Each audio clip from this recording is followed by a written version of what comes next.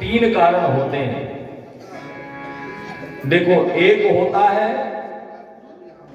बात से, किसी की बात लग जाए,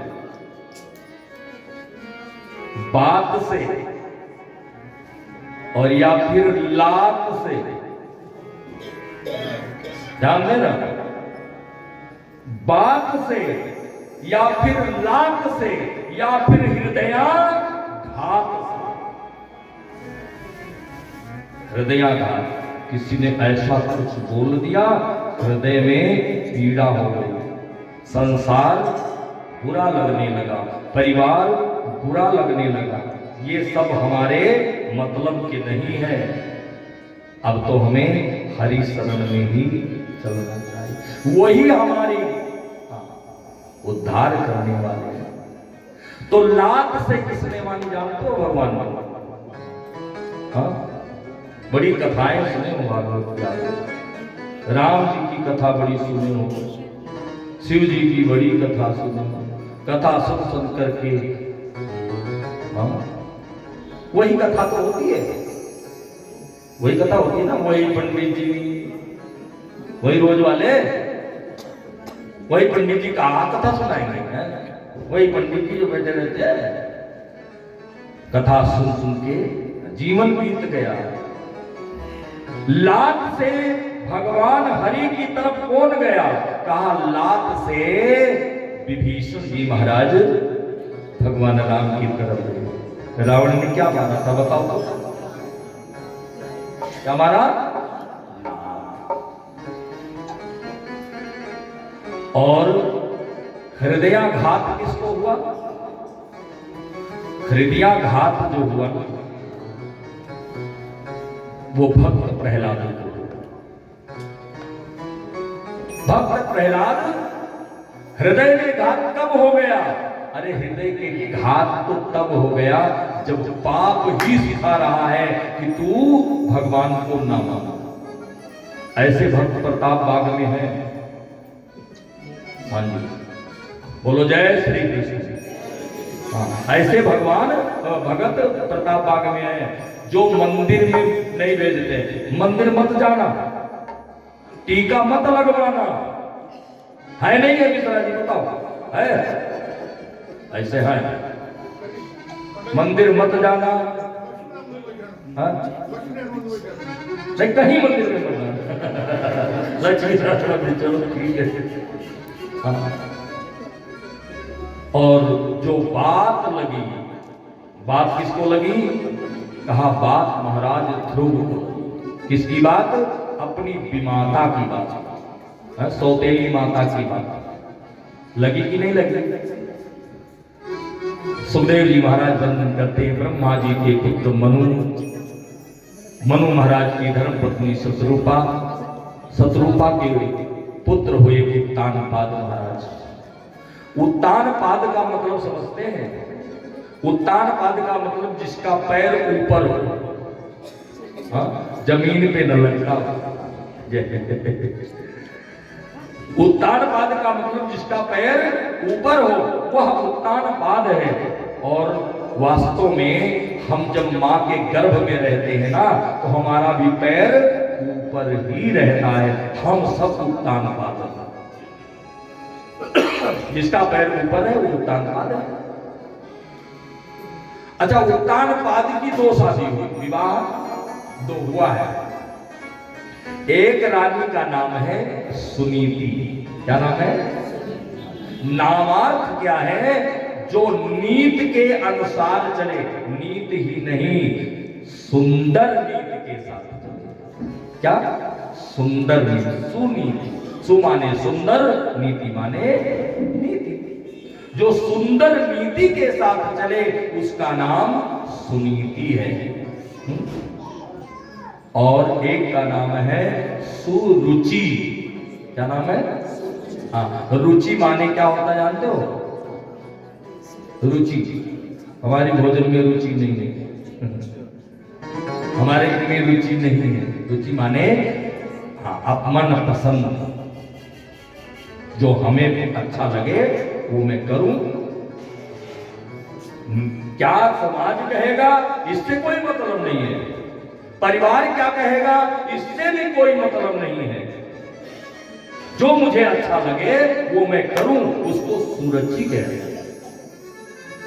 हमारे समाज में है सुरुचि नहीं है, सुरुचि भी है और सुनीति भी है। हम सब उत्तानपाद हैं, हमारी दो पत्नियां हैं।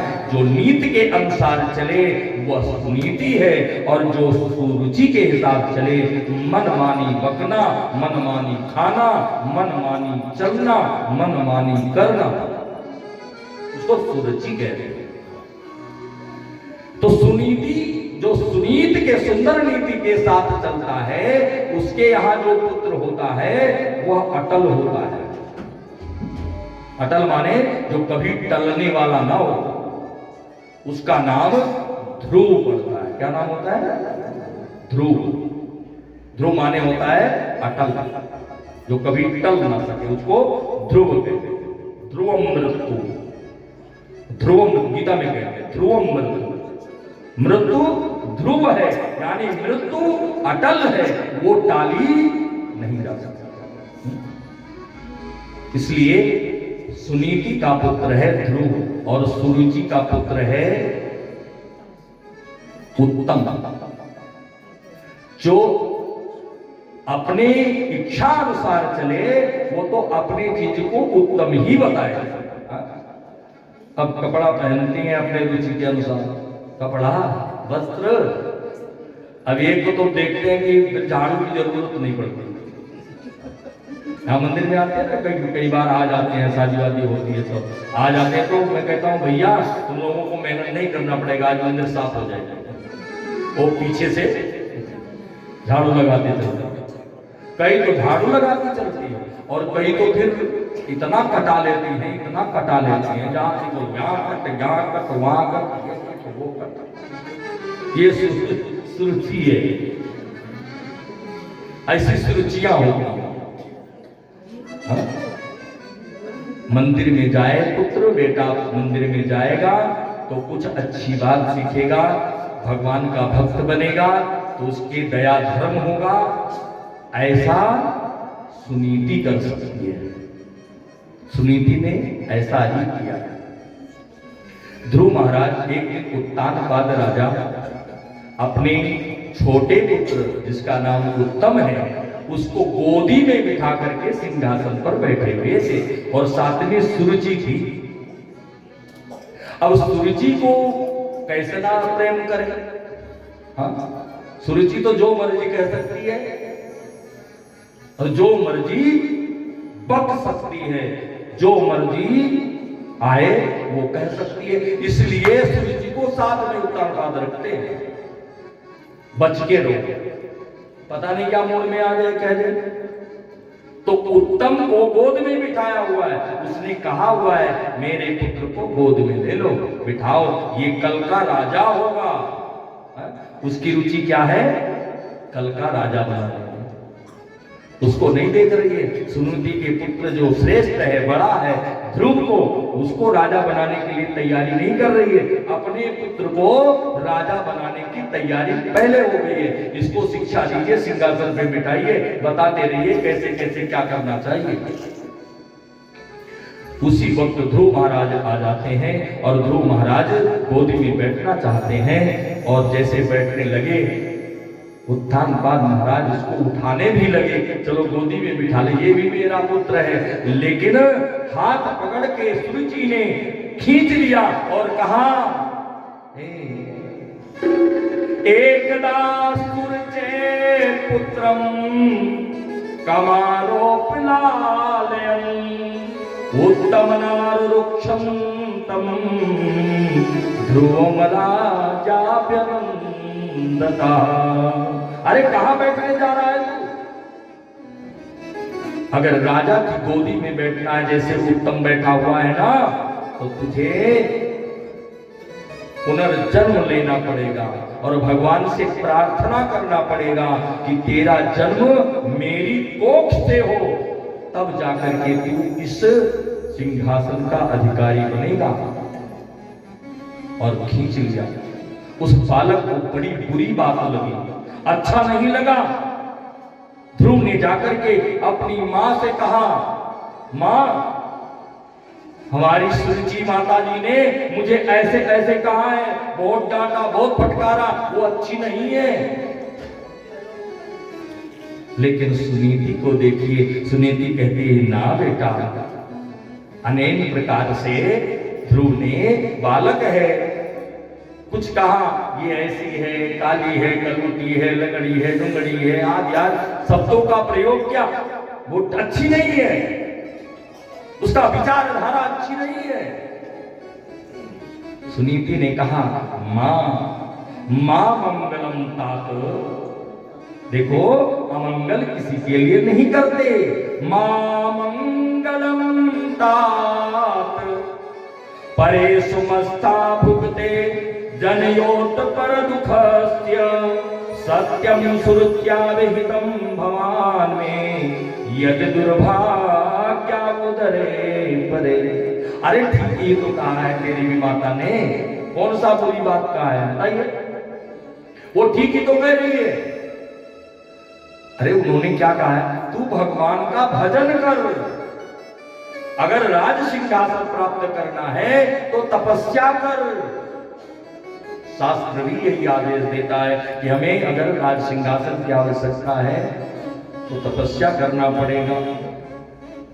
ध्रुव को बात लग गई, सुनीति ने समझा दिया। ध्रुव ने कहा, मां मैं तपस्या करना।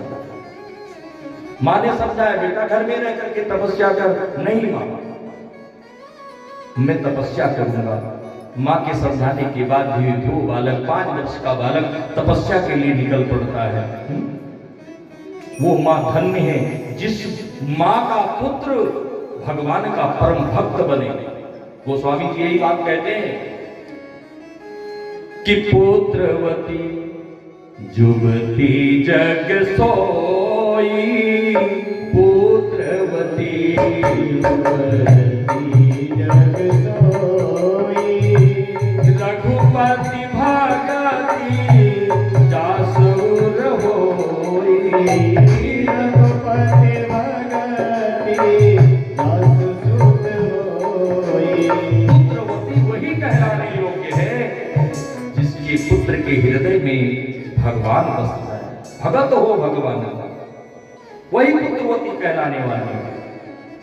देखो पुत्र के लिए बताया गया है, 4 माताओं ने अपने पुत्र को शिक्षा दिया कि भगवान का भजन करो, भगवान ही सब कुछ करने वाले हैं।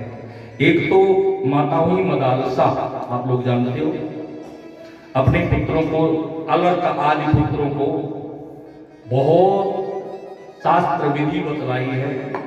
देखो ब्राह्मणों को ऐसे करना, दान करना, ब्राह्मणों की पूजा करना, ब्राह्मण श्रेष्ठ होता है, आदि आदि बहुत सारी बातें बताई। और भगवान का भजन करो, यज्ञ कर्म करो, अपने पुत्रों को बताया। और वो पुत्र लगे भी भगवान की तरफ। दूसरी माता हुई कयाधु, जिनके पुत्र हुए प्रहलाद जी, वो तो गर्भ में ही सब जान गए थे। और तीसरी हुई सुमित्रा, राम जी की भक्ति में लगा रहे, जहां राम जी जा रहे हैं तू उनके साथ जा। लक्ष्मण जी को राम जी के साथ किया।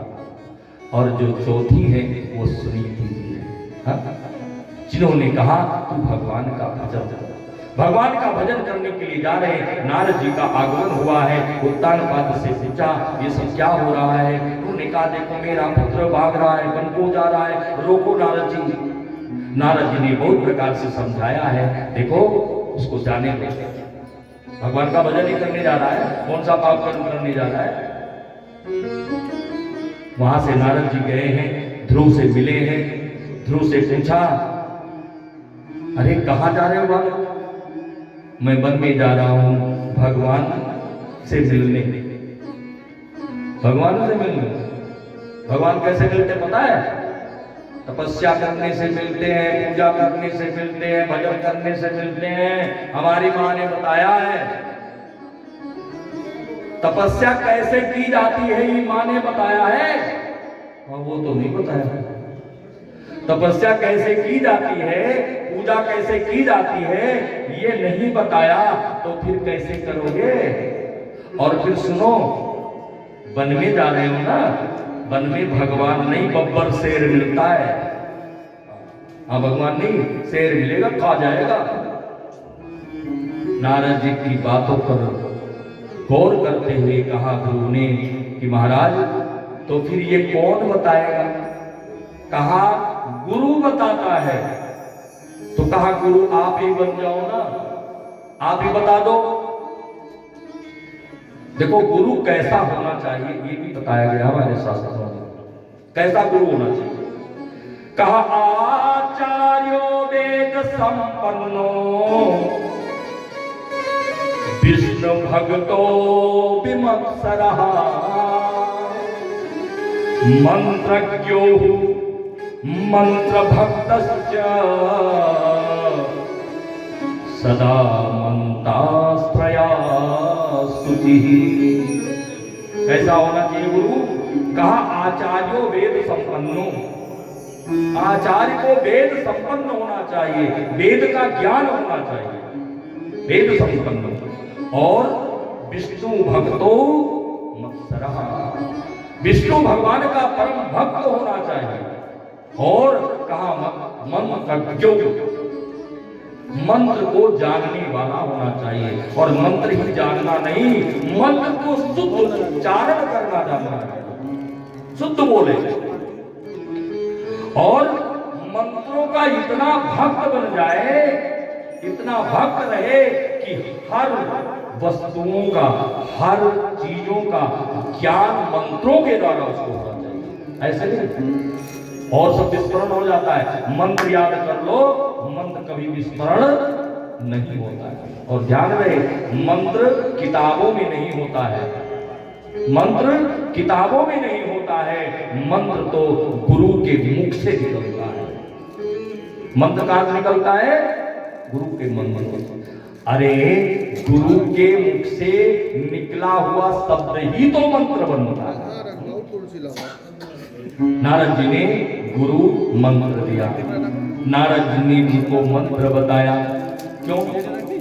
क्योंकि गुरु बिनु भवन तरय न कोई, और जो बिरंज शंकर सम होई।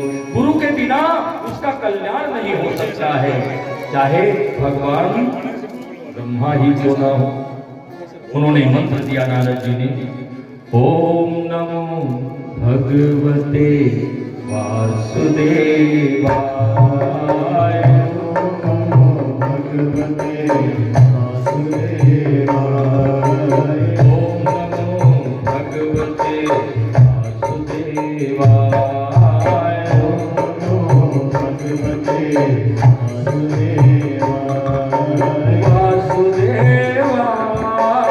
वासुदेवाय,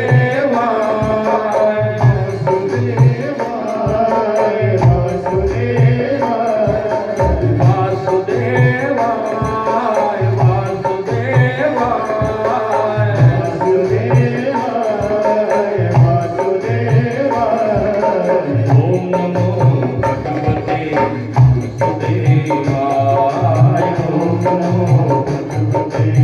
वासुदेवाय बोलो ओम नमो भगवते वासुदेवाय, ओम नमो भगवते वासुदेवाय। 6 बज गए ना? मन नहीं लग रहा है ना? नहीं लग रहा है ना? ओम नमो भगवते वासुदेवाय,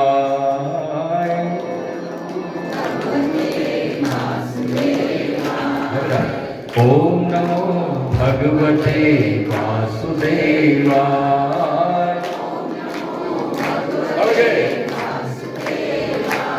हे वासुदेवाय वासुदेवाय,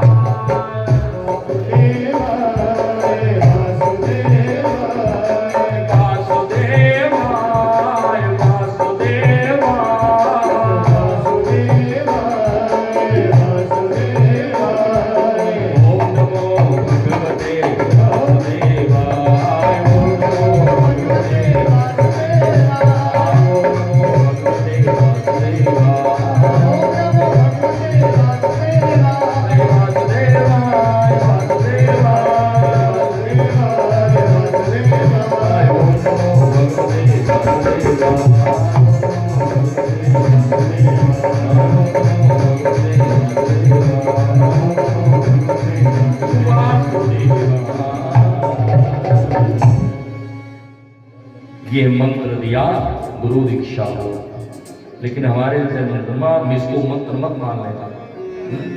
मंत्र जो दिया जाता है कान में दिया जाता है, ध्यान देना। ये माइक से मंत्र नहीं दिया जाता है, मंत्र को गुप्त रखा जाता है। गुरु जी ने जो मंत्र दिया है उसको गुप्त रखिए।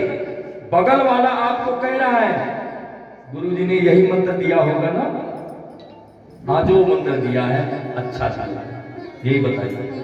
उसको मंत्र भी नहीं बताना है। लोग जप रहे हैं, कीर्तन कर रहे हैं, क्या कर रहे हैं, इससे कोई मतलब नहीं है, लेकिन आप अपने मुख से गुरु मंत्र को किसी को नहीं बताना चाहिए।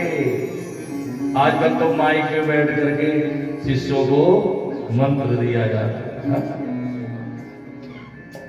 तो मंत्र मिल गया, जप किया, तप किया, बड़ी भागवत में चर्चा हुई है कितने दिन तक उन्होंने जब कैसे किया, क्या कहा करके किया, कितने कितने दिन बढ़ाते गए, और पहले 3 दिन, फिर 6 दिन, फिर 9 दिन, फिर 15 दिन, ऐसे बढ़ाते गए।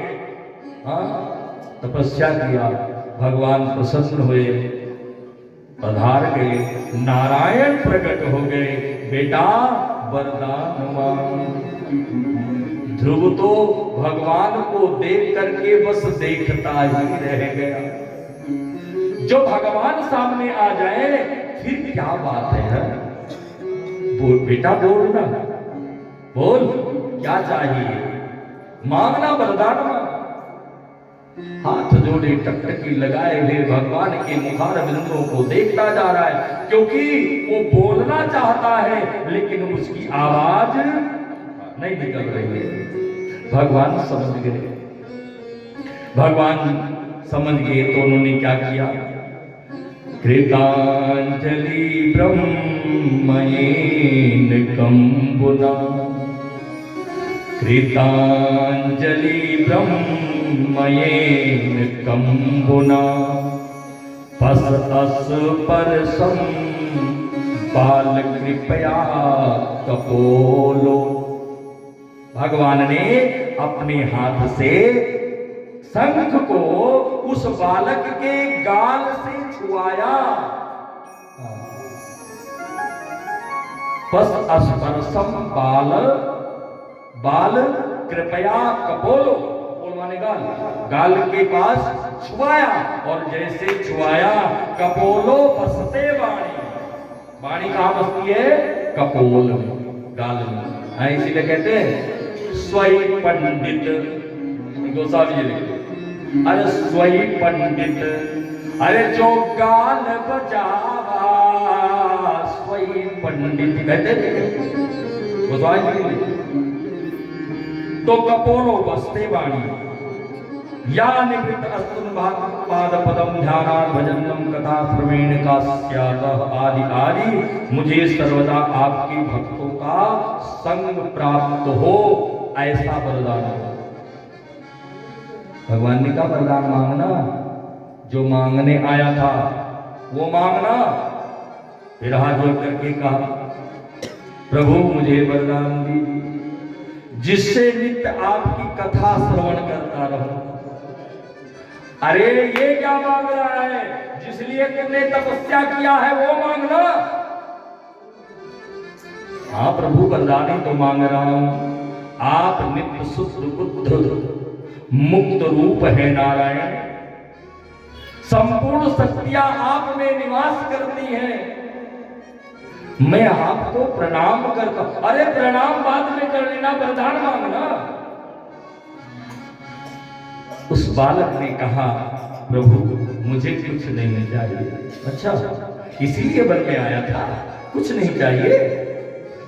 मैं जानता हूं इसलिए चाहता तू आया था, तपस्या इतनी किया है तूने, इसलिए जो तूने पूर्व में चाहा था वो सब कुछ मिले तुझे।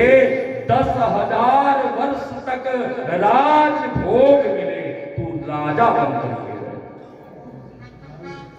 और भगवान ने ये भी कह दिया, बेटा राज भोगने के पश्चात तुझे सशरीर एक लोक प्रदान करता हूं, जिसका नाम है ध्रुव लोक।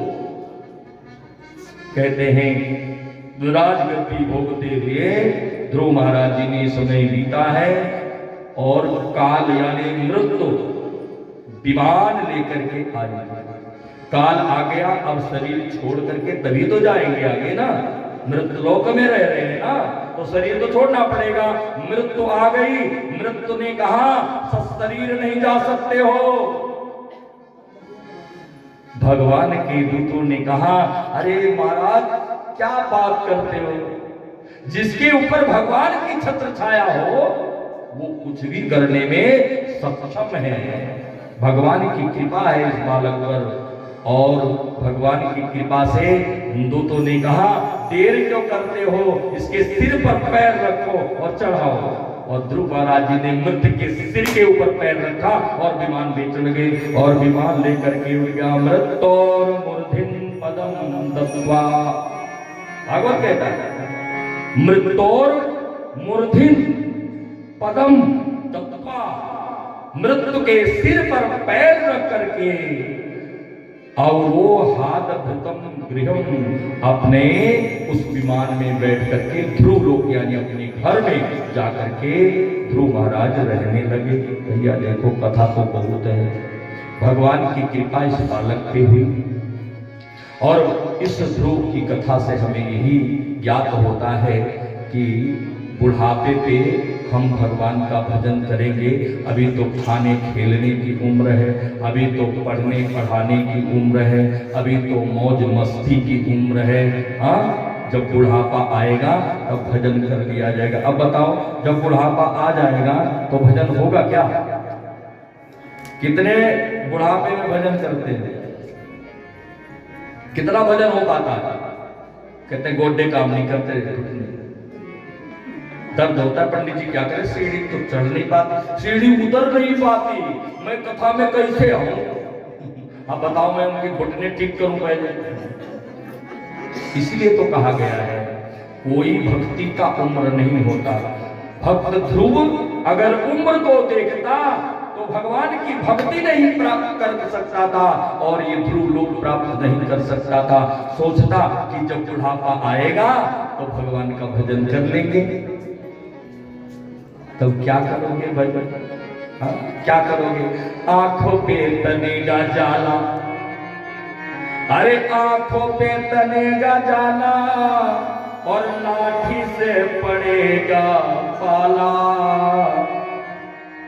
और खड़े खड़े बस खड़े खड़े क्या करोगे? कहा मूत्र त्याग करोगे, खड़े खड़े वस्त्र करोगे मल मूत्र त्याग, और पड़े पड़े थूकते रहोगे पीकदानी में।